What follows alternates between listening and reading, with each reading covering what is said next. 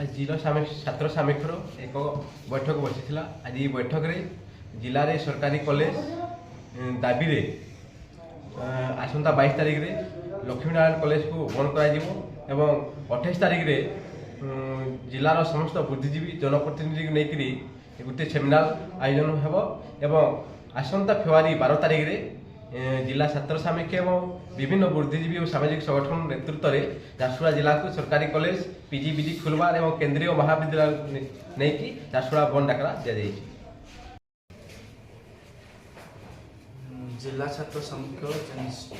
LN college student माने 22 तारीख जेन शिक्षा बर्जन एवं एलएन कॉलेज को बंद करवार दाबी नहीं सेटाके छात्र सामूख्य समर्थन करवा एवं 28 तारीख रे गोटे कन्वेंशन गोटे सेमिनार माध्यम रे आमे एठार जनप्रतिनिधि एवं ए समस्त उपदेष्टा मिसी गोटे सेमिनार कार्यक्रम करेबु। जिला छात्र संगठन निष्पत्ति रही जे जो भली भाव आमर एलएन कॉलेज छात्र छात्री जो अच्छा से